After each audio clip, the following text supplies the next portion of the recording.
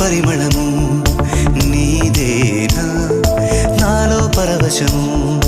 నిజమేనా బొండు మల్లి పువ్వు కన్నా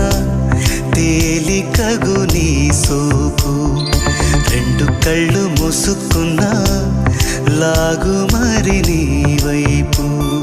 సొగసును చూసి పాడగాయలా కనులకు మాట రాదుగా అలా వింతల్లోనూ కొత్త వింత నువ్వేనా ఆ అందం అంటే అచ్చంగాను నువ్వే ఏ చిలిపి